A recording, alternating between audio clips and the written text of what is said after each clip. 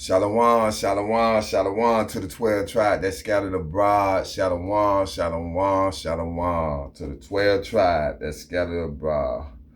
Welcome back to the reading of the Bible with your brother Nehemiah. How y'all doing today, family? Man, that was the end of the Feast of Dedication. How was everybody's dedication? Mine was all right, I did a lot of reading in the Maccabees, I read Maccabees. That's what I like to do. Read over Maccabees. But the Feast of Dedication end like COI, they ends tonight. Some end yesterday night. Mine ended yesterday night. So that's why I'm back with the reading of the Bible. Start back in that. And we will be in the book of Exodus when we start back into the reading of the Bible. But I would just wanted to see how was everybody Feast of Dedication was. Did they enjoy it? Did everybody get a chance to cleanse their temple out? Cleanse the temple like we restored the temple back. So everybody cleanse their temple back because you are the temple. Your body is the temple. So, that's what we do. But before we get started, man, we want to thank the Father. We want to give all praise unto Yahweh, Bahashem, Hamashiach, Yahweh Shai, man, for allowing us to see the Feast of Dedication. These and the new moon came in yesterday too. So there was the last new moon, the 9th new moon, this the last new moon of the year. And the Feast of Dedication, the last of the Feast of Dedication of the year. And man, it was wonderful, We got together yesterday on the new moon and watched the movie Judas and the Black Messiah. That was my first time seeing it, and it's pretty good. It's pretty good. It's showing you that we have enemies within our own nation. It's pretty good. It's a good thing of the Feast of Dedication too. Some of us betrayed, like the scriptures say. I think that's in Maccabees, First Maccabees. I think it's chapter 1, where he says some Israelite made a covenant with the heathen. Yeah, it's pretty good. It's pretty good. But today we're gonna begin in Exodus. Now Genesis, we ended Genesis with they made it to, we read about how they brought Joseph was sent there and how he saved Egypt for perishing. He even saved his family. They brought them down into Egypt and everything. Showed that 70 Jacob had 70 souls that came out of him. Showed that 66 came down with him, plus 3 was already down. Down at Egypt, his son Joseph and his 2 sons. But it was saying that 70 souls came in with him. And even Jacob, when Jacob died, he even called his sons together and told them what was going to be falling them at the end days, in the end time. All this in Genesis, what we read. Like, you can always go back and recap over Genesis. Now we are in Exodus with Pharaoh made Joseph second head of all Egypt. And Joseph died and another Pharaoh come along. This is what we're going to begin in the book of Exodus. So everybody get their King James version out with the Apocrypha. and open up to Exodus chapter 1, and that's where we will begin. Remember, I am Israel, a true seeker of Yahweh. Like, share, subscribe, and comment. Now let's begin. This is the second book of Moses. Now Moses smoked the first 5 books. So now we're in the second book of Moses.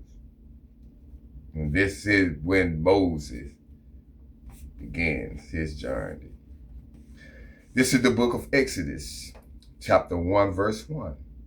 Now these are the names of the children of Israel which came into Egypt. Every man in his household came with Jacob. Now, we already know Joseph was already in Egypt. But he said these are the names of the children that came with Joseph in Egypt. And we can find that at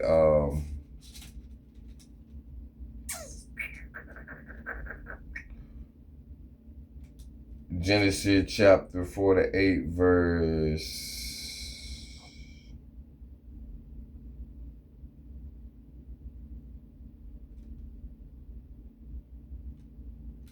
Genesis chapter 46 and verse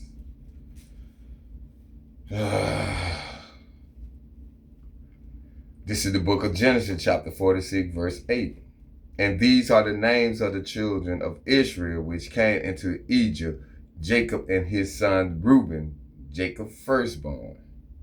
Now, these are the children what it was talking about that came into Egypt with Jacob and his son Reuben, Jacob firstborn. Verse 2, Reuben, Simeon, Levi, and Judah, Issachar, Zebulun, and Benjamin, Dan, and Naphtali, Gad, and Asher. Now that was from verse 2 to 4, that was 11 brothers. Remember, Joseph already died at Egypt. He called 11 one that came down with him, with Jacob, to Egypt. Every man in his household. These are the heads of their family: Reuben, Simeon, Levi, Judah, Issachar, Zebulun, and Benjamin, Dan and Naphtali, and Gad and Asher. These are the heads of their family. Verse 5. And all the souls that came out of the loins of Jacob were 70 souls, for Joseph was in Egypt already. Now all the souls that came out of Jacob, with his boy, his 11 boy, we called out their family. And Joseph was already in Egypt, his family. So all the souls that came out of Jacob was 70 in all. He had 70 in all. That's with his daughter. He had 70 souls in all. These all the souls that came out of Jacob. But then when all of them that came down into Egypt with him. Because you remember, and Onan, they died in the land of Canaan. And Onan is Judah, 2 oldest sons. Remember, Judah got a woman from the Canaanite that married but ain't had no kid. He did wickedness in the sight of God's eye, and God took him away. So Judah went to Onan to marry the his daughter-in-law, so he can make children in his brother's name.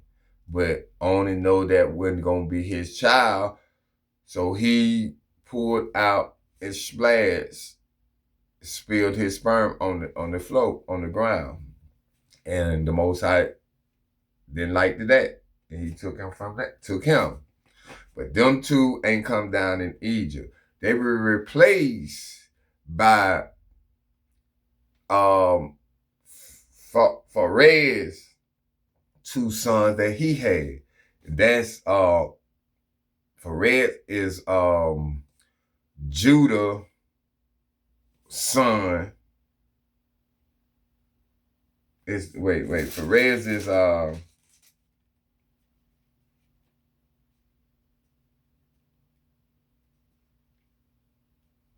okay. Perez and Zerah, they are Judah's son. Remember them, the twin that came from his daughter-in-law, who he had in his daughter-in-law. See, all this, we read all this, and that's what I'm saying. You have to remember things that you read because it all come back as you go along.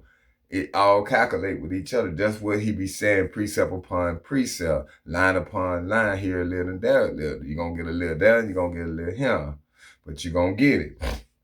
So all the souls that came out of the lungs of Jacob was 70 souls. For Joseph was in Egypt already, verse 6. And Joseph died, and all his brethren, and all that generation. Now, Joseph passed away. Go to chapter 50, verse, I think that's chapter 50. Hold on, let me make sure.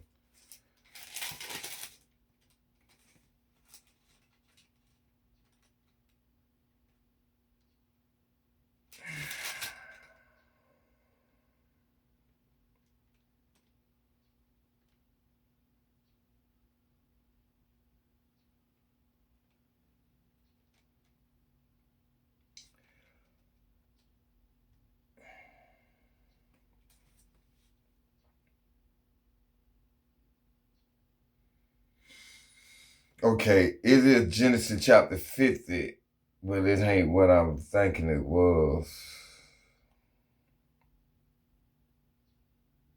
It say, and verse 6 again in chapter, Exodus chapter 1, verse 6. And Joseph died, and all his brethren, and all that generation. So Joseph passed, like Genesis chapter 50, verse 26 read. So Joseph died, being 110 years old, and they embalmed him, and he was put in a coffin in Egypt. So Joseph passed, but Jacob passed before Joseph. Because it said, and Joseph died, and all his brethren, and all that generation. So Joseph, his dad, his father Jacob, his brethren, all of them. Go to Acts chapter 7. Make sure. Acts chapter 7, cause it talk about that whole generation that passed off. That came down in Egypt with Jacob. That's the generation that is talking about passed off. Acts chapter 7, verse 15, and it reads, so Jacob went down into Egypt and died, he and all our father, and our father. So they're explaining that Jacob and Joseph in that generation, all of them, that's what they said in Acts. This Acts in the New Testament, it said that, so Jacob went down, let's start with verse 14. The book of Acts chapter 7, verse 14. Then sent Joseph and called his father Jacob to him, and all his kindred 70 souls. So Jacob went down into Egypt and died, he and our fathers. So all the heads of the family, what we were talking about, when it said, and all the souls that came out of lungs of Jacob, when we talking about they had calling the heads out, Reuben, Simeon, Levi, all them passed. Joseph, his brethren, they fathering, all that generation passed away. Verse 7, go back to the book of Exodus, chapter 1, verse 7. And the children of Israel were fruitful and increased abundantly and multiplied and waxed exceedingly mighty, and the land was filled with them. Now, you remember when God had already told Abraham that. We can go to let's go to Genesis chapter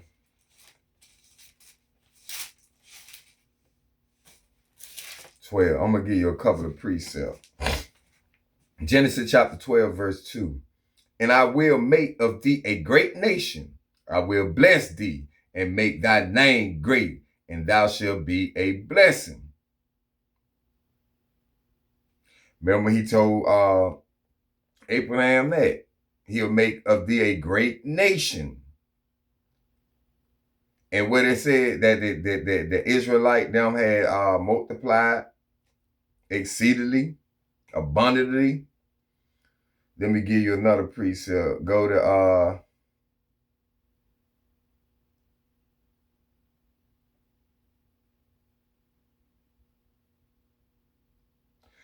Genesis 28. That's a good one. Just different precept. Go to Genesis chapter 28, verse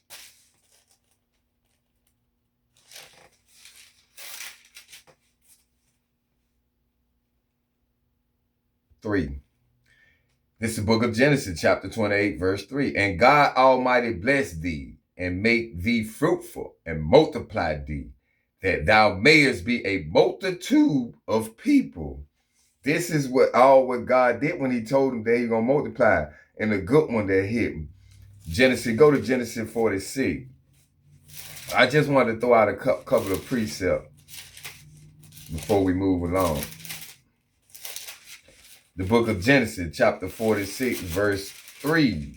And it reads, and he said, I am God, the God of thy father, Abraham, Isaac, and Jacob. For I will there, wait. He said from the top again, verse 3. And he said, I am God, the God of thy father. Fear not to go down into Egypt, for I will there make of thee a great nation. Gotta put these glasses on. That's what he told him. Now, what we read in verse 7, and the children of Exodus chapter 1, verse 7, and the children of Israel were fruitful and increased it abundantly and multiplied and waxed exceedingly mighty, and the land was filled with them.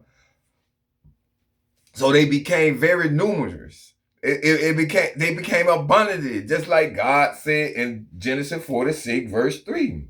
He am God, the God of thy father. Fear not, he told Jacob to fear not to go down into Egypt, for I will there make of thee a great nation. So we exceedingly expanded, and was exceedingly mighty. We was abundantly and multiplied and waxed exceedingly mighty. So we was like the sand of the sea. We was like the stars of the sky. Like he said, ain't gonna be able to keep account of us. You're not gonna be able to keep account of. Verse 8. Now there arose up a new king over Egypt, which knew not Joseph. So this king that rose up over Egypt, he knew Joseph. Remember, Joseph passed off now. You know, the Israelite, they live in the land of Goshen, the land that Pharaoh gave to them. That Pharaoh that put Joseph in charge, the second in charge. See, this Pharaoh that come up, this king that come up now, he don't know Joseph. He ain't know Joseph. He ain't know what Joseph did. He probably didn't care what Joseph did. But it was a new king that rose up over Egypt, which knew not Joseph. Go to the book of Acts chapter 17. Acts chapter 7, verse 18. Precept. The book of Acts chapter 7, verse 18. Till another king arose, which knew not Joseph. Verse 19.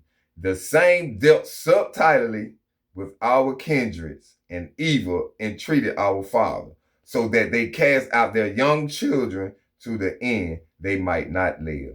Now this the new king who ain't knew Joseph.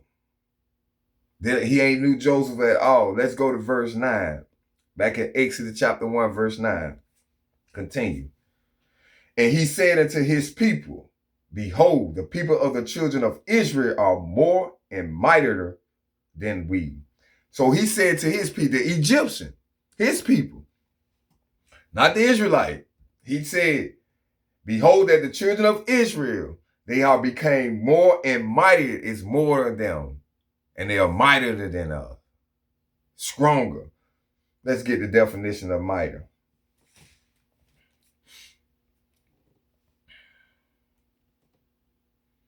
Mighty. Possess great and impressive power or strength, especially on account of size. Now, if we were more than them, yes, we gonna be mightier than them, because we more than them. It might be 10-1, 10-2. We more and mightier than them. Let's continue. Verse 10. Come on, let us deal wisely with them, lest they multiply, and it come to pass that when there falleth out any war, they join also unto our enemy and fight against us, and so get them up out of the land. Now he was telling them to come on, let us deal wisely with them. He want to deal wisely with them.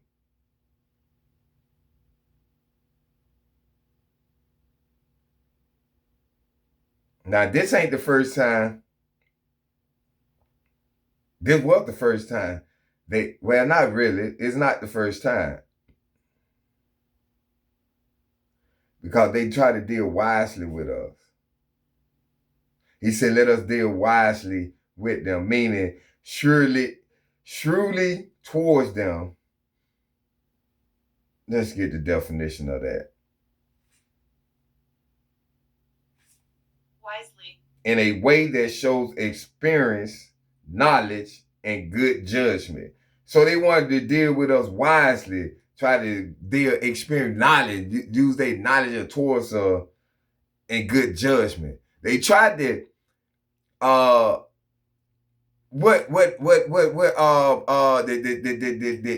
in Genesis chapter, what that is, 3, the snake.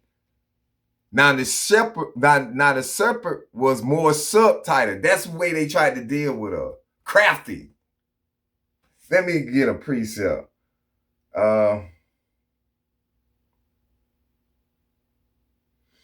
Like Psalm 83 verse 3. They have taken crafty counsel against thy people and consulted against thy hidden one. That's the way they tried to deal with her. They try to use knowledge, experience, crafty counsel. They subtitle like the snake. They real sneaky. They real crafty. That's what they are. And that's the way they try to deal with us. These are the Egyptians. And they tried to deal with us like in a type of way. They have said, come and let us cut them off from being a nation, that the name of Israel may be no more in remembering. So they try to take us from being a nation. They finna put up, let's continue. But like with them, at least they multiply. He was like, we multiplying. And it comes to pass that when, in the event of a war, like meaning when a war falls out, we might join join the enemies against them and fight our way and leave up out of there, out of the land of Goshen. That's what it was saying about a war falling out. In a war, they join also unto our enemy. Like we join with the other people who fighting against them and fight against us, and so get, meaning go up out of them, out of the land, get out their land. For what? What we supposed to be going right then? We was in the best part of the land in Egypt, Goshen. So where was we going? Now, the king just was afraid that we was multiplying. God had us multiplying faster than any nation. I'm talking about he said he was going to make us abundant and exceedingly. He was going to multiply us. We were going to be fruitful. And that what happened. We expanded when we was in Egypt. We went down there 70 souls. And when we leave up out of there, man, watch how many people be with us. This how he expanded us. This how he made us fruitful. And that's what the king was afraid of. That's exactly that we was going to overtake them and take over his throne. That's what he was thinking. Let's continue. Verse 11.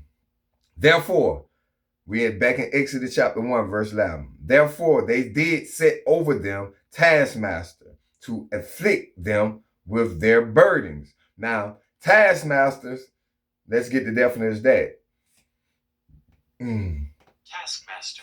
A person who imposed a harsh or onerous workload on someone. So it's basically like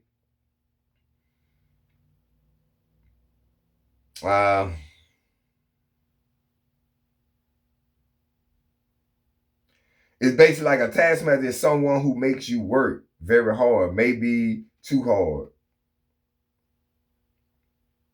And watch over you, make sure you do your work. So they place taskmaster over them to afflict them with their burdens. And their burdens are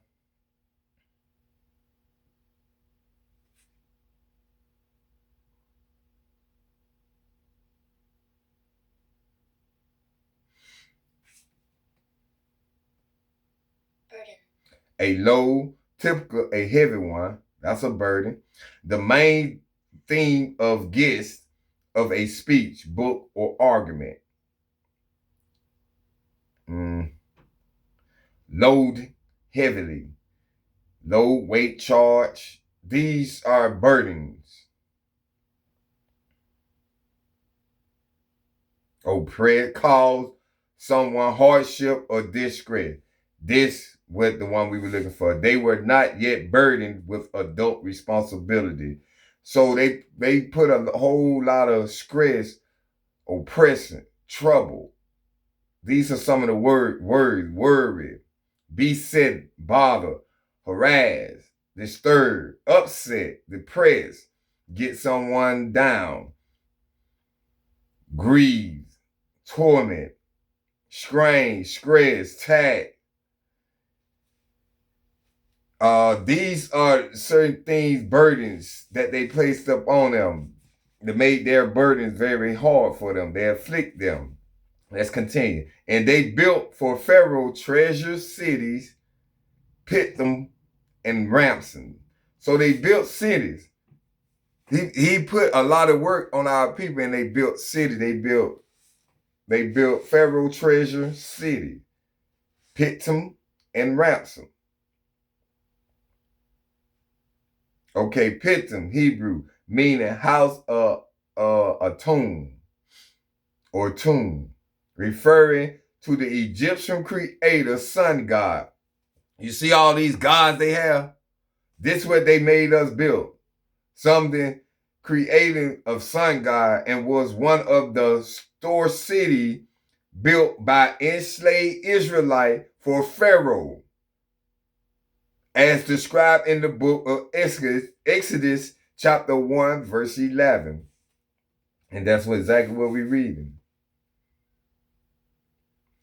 Let me continue. It served as a strategic supply center in the Eastern Nile Delta, likely located near modern-day Tel El-Maskat or Tel Raphim, symbolize oppression and bondage before the Exodus, but also represent conserved spiritual potential. So it symbolized oppression and the bondage before we exit up out of there. So that's Pithom we built, and Ramses. Let's get the definition of Ramses. Ramses come from ancient Egyptian, meaning Ra, the sun god. All of them coming towards the sun god. You see these gods that they calling, and this the thing that we be representing. This the thing that our people these days be following the nation. You following other nation behind them. It's a referring to pharaohs like Ramses II. In the Bible, it's a city and district built by Israelite slaves, the starting point of the Exodus, and a symbol of both oppression and liberation. So it wasn't nothing good. They put us in slavery. That's what he did. This new king that came into Egypt, who ain't know Joseph, ain't know the thing that Joseph did, ain't know that Joseph saved Egypt for perishing. I ain't know none of this. But he was afraid because we were multiplied. We became more than them. So he put taskmaster over us and put us in slavery, made us build treasure cities. Verse 12, back at Exodus chapter 1, verse 12. But the more they afflict them, let's get the definition of afflict. Then it came up 2-3 times now. Afflict. Of a problem or illness, cause pain or suffering to, afflict or trouble, to trouble, bother, burden, distress, beset, harass, worry, oppress. This is what they afflict of.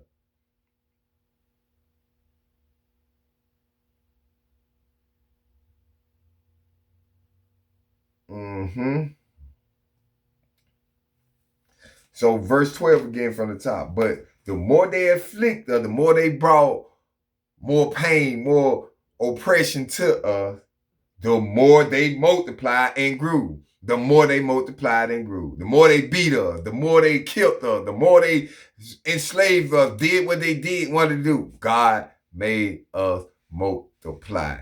We just got bigger and bigger. And they were grieved because of the children of Israel. They was in dread. They was grieved. They was grieved because of and they were grieved because what? Why they was grieved? The more they multiplied and grew, because we grew and multiplied. We kept growing and multiplied, and they was like, damn, if we kill this one, beat him, lock him up, it's like 3-4 more come up out of nowhere. We exceedingly multiplied. Verse 13. And the Egyptian made the children of Israel to serve with rigor. So they made us to serve with rigor, meaning harshness. Rigor. Let's get the definition of rigor. Rigor.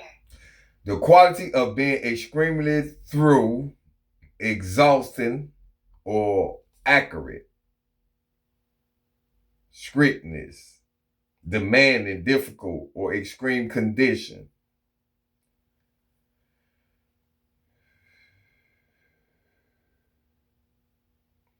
Rigor means strictness, thoroughness, and exactness, often referred to demanding, condition, precise method, or challenge experience like the rigor of winter.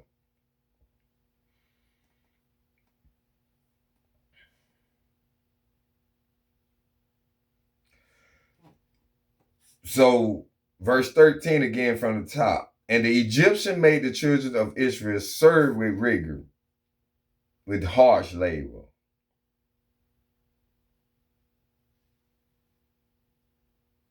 Verse 14. And they made their life bitter in hard bondage, in mortar, and in bricks, and in all manner of service in the field, all their service wherein they made them serve was with rigor. So bondage, they put hard labor towards us. That's what they made us do. They made their lives bitter. They made our lives very bitter. Verse 15. And the king of Egypt spake to the Hebrew midwife.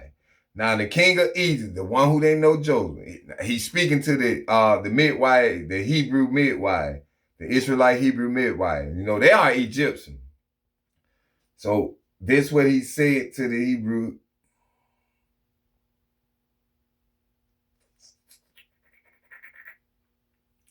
"15 again from the top. And the king of Egypt spake to the Hebrew midwife, of which the name of the one was Shiphrah, and the name of the other Puah.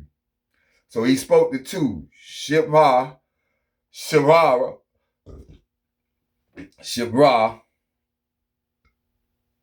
Let me get the definition.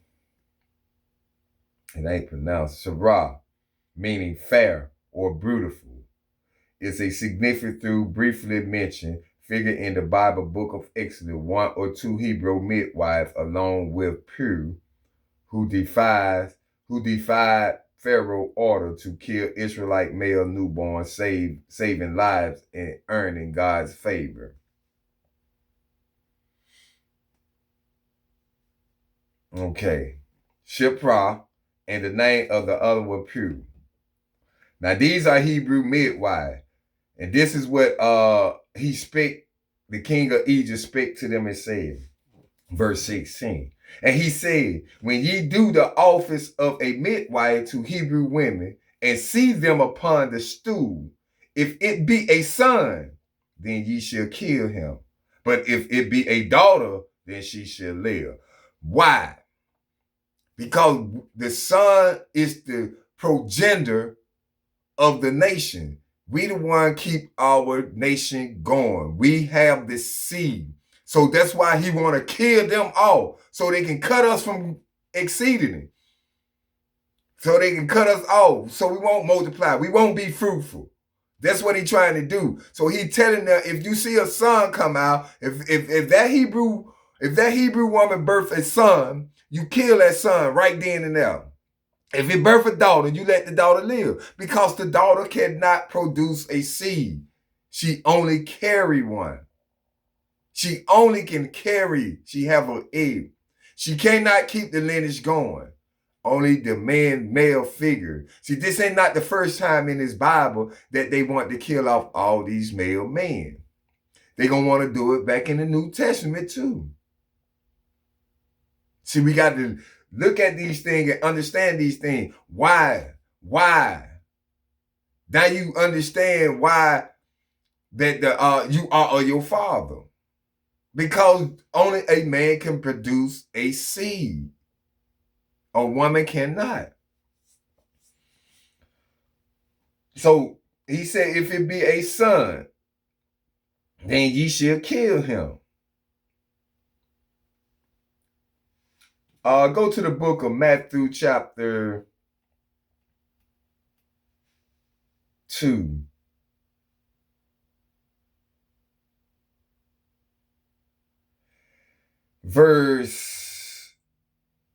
See, this ain't, like I said, this wasn't the first time. Verse 16, here it is. Then Herod, when he saw that he was mocked of the wise man, was exceedingly wroth. He was exceedingly wroth, and sent forth and slew all the children that were in Bethlehem, and in all the coasts thereof from 2 years old and under, according to the time which he had diligently inquired of the wise man. And he told the wise man to go sort out Jesus. So they ain't come back and brought message back to him. So he got mad. Now he wanted to kill every male that was 2 on down. The same thing what the king of Egyptian just did. It's the same thing. They've been trying to kill us off since birth. But they can't, because God multiplied exceeded it and made us just mightier. We are mighty. They said we are, they try to say that we are the less people, but we are the majority. We have the more people. You see it and he explained it to you. Look what the Egyptians said. They multiplied, they grew and got mightier. More. But he wanted them to kill off the male, the sons, and let the daughters live. Verse 14, back at Exodus chapter 1, verse 14. But the midwife feared God, but they feared God. What the whole do to a man? Ecclesiastes chapter 12, verse 13. Fear God and keep his commandment. And what did they do? These were the midwife. and what Pharaoh, the king of Egypt, can do. When you following God's law, God gonna protect you. When you keeping the commandments of God, God gonna fight for you. When you doing the right thing in God's eyes and keeping his laws, statutes, and commandment, God is with you. Verse 17 from the top again. But the midwives feared God and did not as the king of Egypt commanded them. They did not what the king did tell them to do. They kept the law of God and followed their father. They followed the God of heaven and earth, the creator of heaven and earth. That's what they did. They ain't follow what the king say. Just like in Maccabee, when they told them that everybody come as one, drop their laws, and we follow one law. Everybody come at one. Everybody forget their laws and their commandment. No. What Maccabee said. No. We're going to keep his father. He said they're going to keep their law. We ain't listen to the king's law. And this is what the king was trying to do to the midwife. But they feared God. They didn't fear him. Why would I fear you? You walk around here just like me. You breathe just like me. You bleed just like me. So why would I fear you? I ain't going to fear nobody. The whole duty of man is fear God and keep God's commandment, not fear the king of Egypt and keep the king of Egypt commandment. Verse 17 again from the top. It say, but the midwife feared God. They feared God. It said, Exodus chapter 1, verse 21, and it came to pass because the midwife feared God that he made them houses.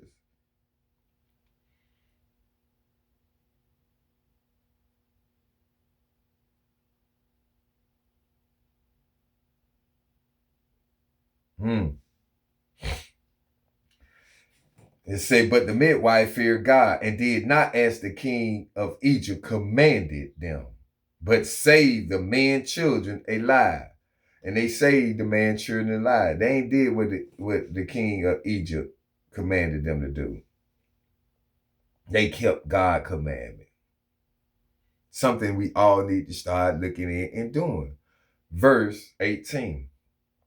And the king of Egypt called for the midwife and said unto them, why have ye done this thing and have saved the men children alive? So he was wrong. He was mad.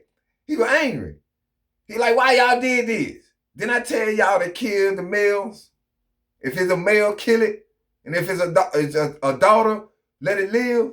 If a female, let it live. So he was wroth with them. Verse 19. And this what the midwife said to him.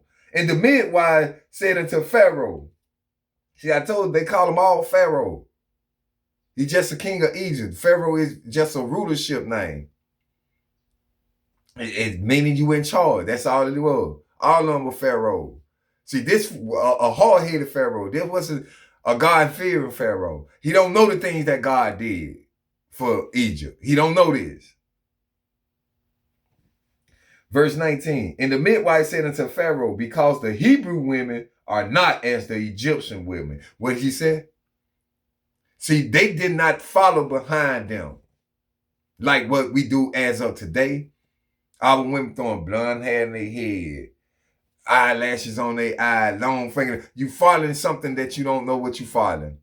You trying to be something that you are more of. They want to be you and you trying to be them. In Deuteronomy chapter 6, God told you you are a holy people. That's what God told you. Deuteronomy chapter 7, verse 6. Thou art a holy people unto the Lord, thy God. You are a holy people to the Lord, your God.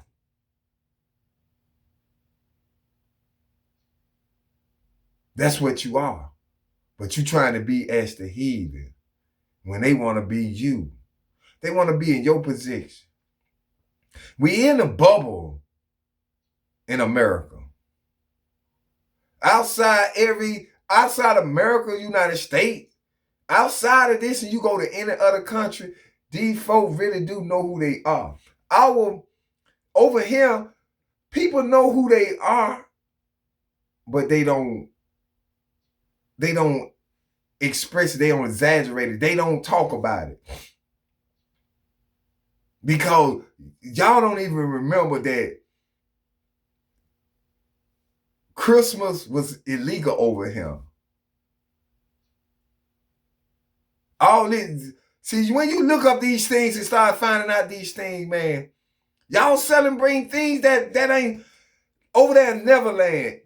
Look how they celebrate Christmas. That's how it always been. Israelites at slavery.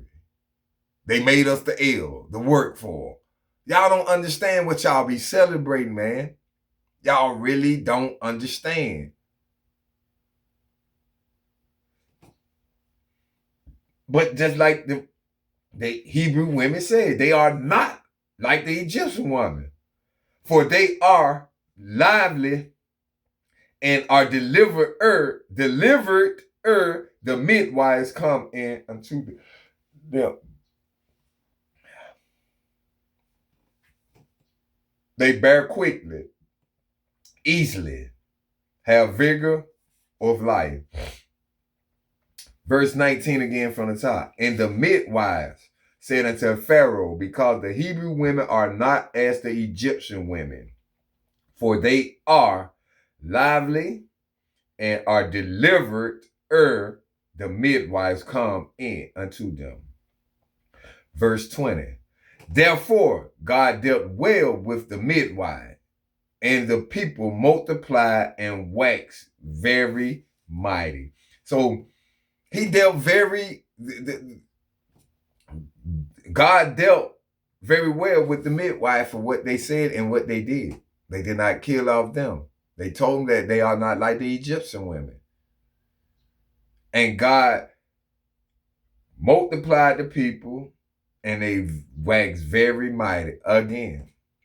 And he just kept doing it. And this bothered Pharaoh. This bothered the king of Egypt. He was very nervous and scary. He got afraid.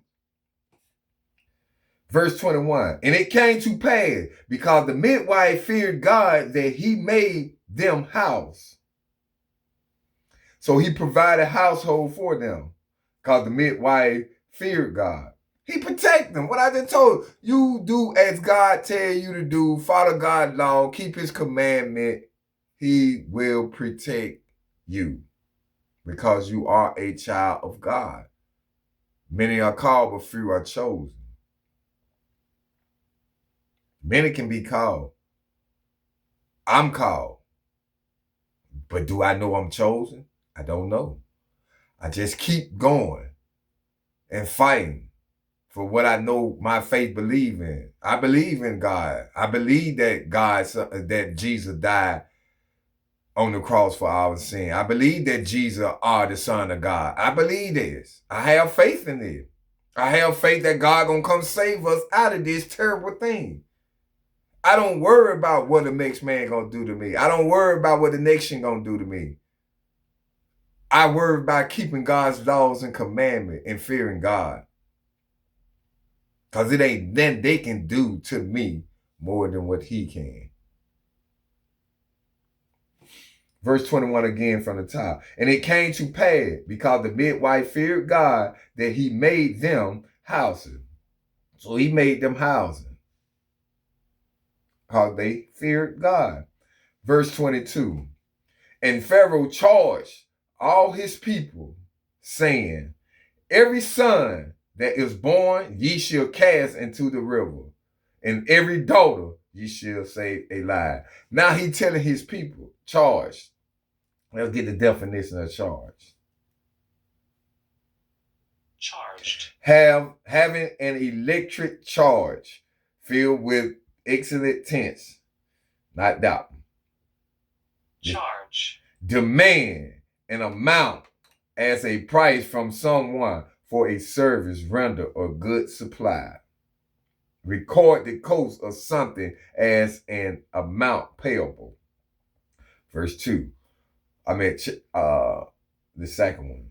Accuse someone of something, especially an offense under law. So this the one hold on. Hold on, there's another one. Check this one out. Yeah, the 3. Entrust someone with a task as a duty or responsibility. That's the one we looking for. He entrusts, he burdened. That's what he put on his people. Pharaoh charged all his people, the Egyptian. And this is what he told you. He put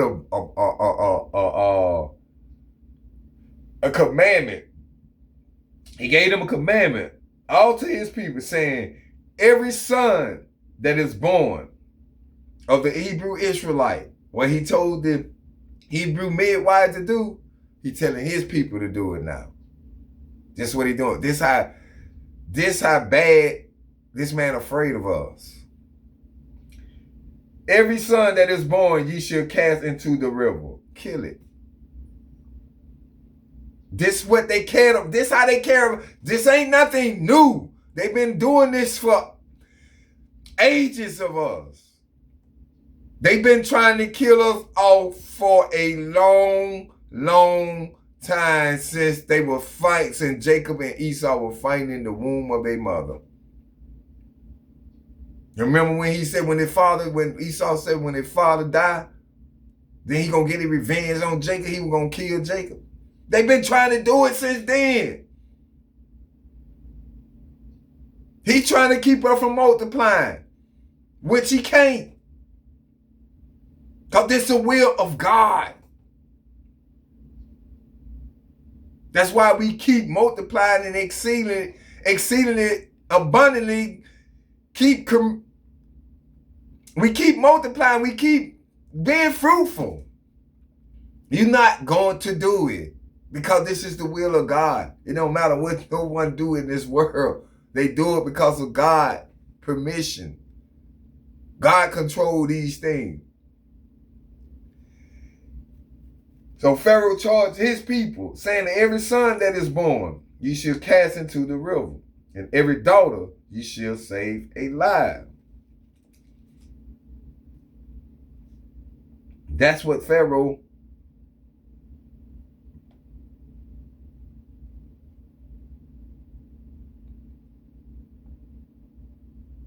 was doing.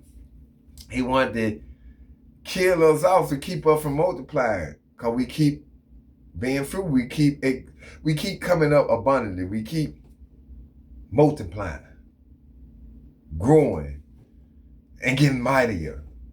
And that making him very afraid.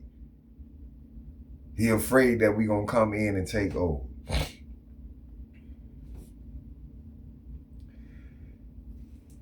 Let's move on. That was the end of chapter 1. Let's move to chapter 2. This is the book of Exodus, chapter 2, verse 1. And there went a man of the house of Levi and took a wife, a daughter of Levi. Now, it was a man of the house of Levi. Levi, who is Levi? Levi is the what? The third son of Reuben. Of Jacob. At the third, Reuben, Simeon, and Levi.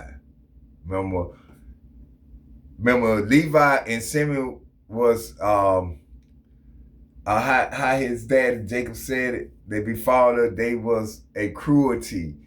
They anger. They have an anger problem. Remember, they slaughtered the one Shechman, them, that one that took their sister and slept with her, defiled her. Yeah. So that was a man of the house of Levi, and he took to wife a daughter of Levi. So he went to his own kind. A man of the house of Levi, and he took a wife of Levi. That's what we're supposed to be doing. Verse 2. And the woman conceived and bare a son. And when she saw him that he was a goodly child, she hid him 3 months.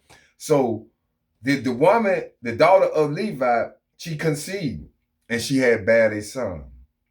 But during this time, when Pharaoh had already told his people, if it be a son, y'all kill him. Throw him into the river. If it be a daughter, this is what's going on. If it be a daughter, let it live. So this at this time when she conceived, this what was going on.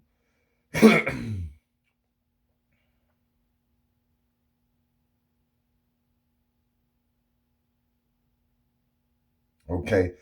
The book of Acts, chapter 7, a good precept. Book of Acts, chapter 7, verse 20. Let's go there.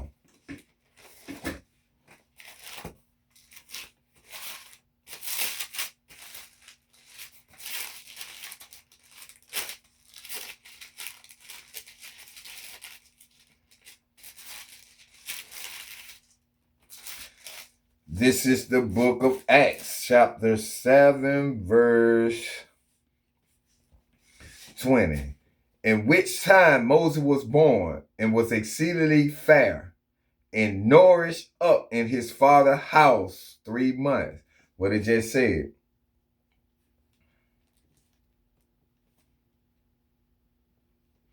It said, and the woman, Exodus chapter 2, verse 2. And the woman conceived and bare a son. And when she saw him that he was a goodly child, she hid him 3 months.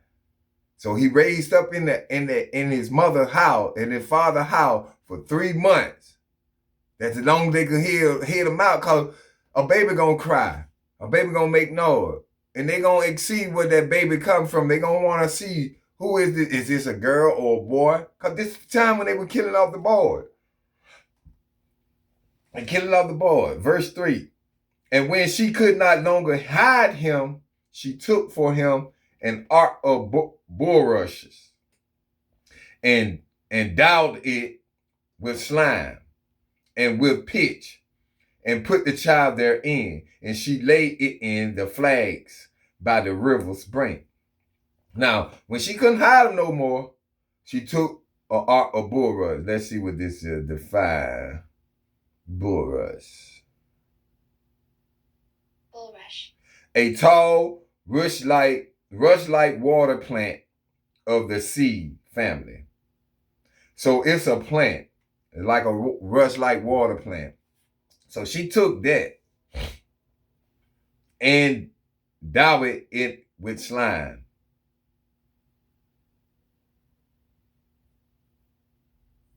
A more salt and slippery substance, typical regarded as replugus. The cold stone was wet with slime. We know what slime is. And she pitched and put the child therein, and she laid it in the flags, meaning the reeds. She started by the river of the brink.